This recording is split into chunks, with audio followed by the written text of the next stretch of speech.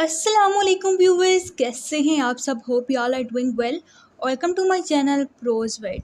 Viewers, आज की इस वीडियो में हम डिस्कस करने जा रहे हैं विलियम ब्लेक की एक important poem a poison tree. ये पोइम जो है ये सॉन्ग्स ऑफ एक्सपीरियंस में ऐड है।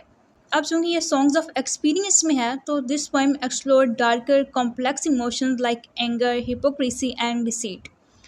पोएम का मेन आइडिया ये है कि जब हम अपने गुस्से को सप्रेस करते हैं, डिसऑनेस्टी को सप्रेस करते हैं, दबा लेते हैं, हम उसको शो नहीं करते, रिवील नहीं करते, तो एज अ रिज़ल्ट डिस्ट्रक्शन होती है हमारे लिए भी और दूसरे लोगों के लिए। लेट्स सपोज हम अपने किसी दोस्त से नाराज़ हैं, हम उससे बात करेंगे, आर्ग्यू कर लेंगे, थोड़ा सा लड़ झगड़ लेंगे, उसके बाद क्या है कि हम ठीक हो जाएंगे, मतलब हमारा जो भी इशू था वो सॉर्ट आउट हो जाएगा। हमने एंगर और डिसऑनेस्टी को सप्रेस नहीं किया, ठीक है, तो डिस्ट्रक्शन नहीं हुई। एंड पे क्या होता है, चीज़ें सॉर्ट आउट हो जाती हैं। लेकिन अगर हम अपने किसी दुश्मन से नाराज़ हों तो हम उससे बताएंगे नहीं, हम जो है ना वो एंगर अपना बढ़ाते रहेंगे, हम खामोश रहेंगे, हम उसके बारे में अच्छा नहीं सोचेंगे।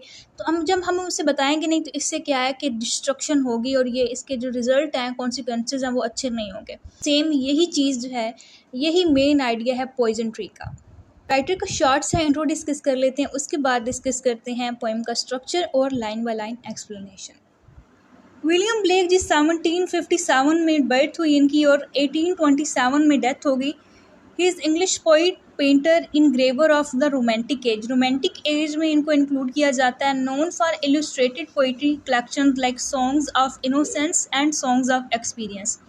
सॉन्ग्स ऑफ इनोसेंस जो है वो 1789 की कलेक्शन है और सॉन्ग्स ऑफ एक्सपीरियंस जो है वो 1794 की कलेक्शन है।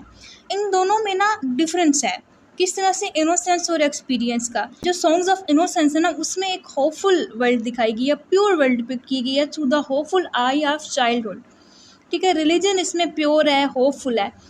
और सॉन्ग्स ऑफ एक्सपीरियंस में हमें हार्श और करप्ट रियलिटीज़ दिखाई गई हैं लाइफ की और सोसाइटीज़ की। He explored themes of childhood, innocence, experience, religion, and social injustice, strongly influenced by mysticism, vision, and spirituality. Spiritual poet इनको कहा जाता है, visionary poet कहा जाता है, mystic poet कहा जाता है. He claimed to see angels and prophetic dreams. ठीक है, ये विजनरी पोइट थे, इनको काफ़ी ज़्यादा विजन आती थी। जैसे कि एट द एज ऑफ 9 इनको एक विजन आई कि ट्री पे जो है ना वो एंजल्स बैठे हुए हैं, और एक बार इन्हें ऐसे लगा कि जैसे विंडो के बाहर जो है वो जीसस क्राइस्ट है। मिस्टिक पोइट है, मिस्टिसिज्म कहते हैं कि हम डायरेक्टली एक्सपीरियंस कर सकते हैं गॉड को एक्सपीरियंस करने के लिए हमें किसी इनडायरेक्ट पर्सन की ज़रूरत नहीं है, हमें किसी बुक की ज़रूरत नहीं, हम डायरेक्टली गॉड को एक्सपीरियंस कर सकते हैं। He was a critic of operation, materialism and organised religion, yet deeply spiritual, celebrated for uniting poetry, symbolism and art into unique visionary style. Discuss करते हैं पोएम का स्ट्रक्चर और line by line explanation. So poem का structure discuss करते हैं। 4 क्वार्टरनेस है और इसकी राइमिंग स्कीम जो है वो A है। फ्रेंड और एंड राइम कर रहा है, फो एंड ग्रो राइम कर रहा है। सो टेक्स्ट रीड करते हैं और पोएम को समझने की कोशिश करते हैं। I was angry with my friend, I told my wrath did end. I was angry with my foe, I told it not, my wrath did grow. अब यहाँ पे एक स्पीकर है जो बता रहा है कि जब उसको अपने फ्रेंड पे गुस्सा था तो उसने वो अपना गुस्सा बताया, उसका गुस्सा कम हो गया। अब रैथ जो है ना, यहाँ पे एंग्रीनेस है, ठीक है, उसको गुस्सा है। जब स्पीकर अपने फ्रेंड के साथ नाराज़ था, जब उसको उसके फ्रेंड पे गुस्सा था तो उसने ये चीज़ें सप्रेस नहीं की, उसने रिवेल कर दिया, अपने फ्रेंड से लड़ लिया, उसने बात कर ली और वो चीज़ें ठीक हो गई। लेकिन जब वो अपने दुश्मन पे गुस्सा था तो उसने बताया नहीं। I told it not, my wrath did grow. जब उसने नहीं बताया तो उसका वो जो एंगर था वो बढ़ता गया, ठीक है। उसने अपनी डिसऑनेस्टी को और एंगर को सप्रेस कर लिया, उसने नहीं बताया, उसने नहीं रिवेल किया, तो उसका जो एंगर है ना वो बढ़ता गया। And I watered it in fears, night and morning with my tears. अब यहाँ पे क्या है कि वो जो उसका गुस्सा है ना, उसको एक ट्री के साथ कंपेयर किया गया, एक प्लांट के साथ कंपेयर किया गया। अब वो जो उसका गुस्से का प्लांट है ना, उसको वो पानी देता रहे, मतलब उसमें नेगेटिव इमोशंस ऐड करता रहे अपने एंगर में, ठीक है, फियर और सारोज ऐड करता रहे।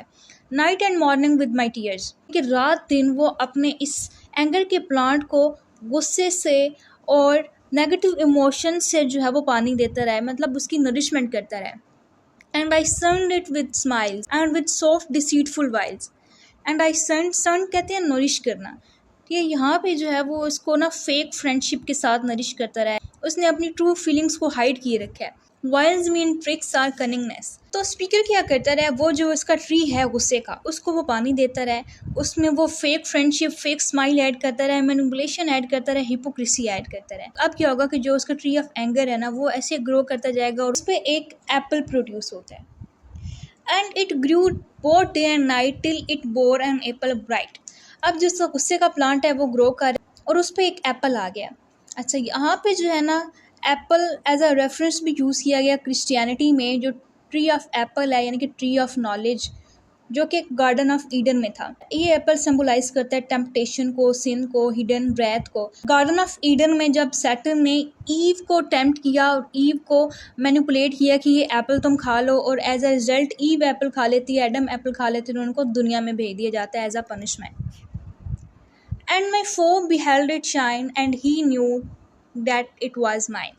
अब क्या हुआ कि ट्री पे ये जो एप्पल है, इसके दुश्मन को भी पता चल गया कि ये जो एप्पल है ना ये मेरा है, यानी कि ये गुस्सा जो है ये सारा मेरा है। स्पीकर के दुश्मन ने क्या किया, into my garden stole when the night had veiled the pole.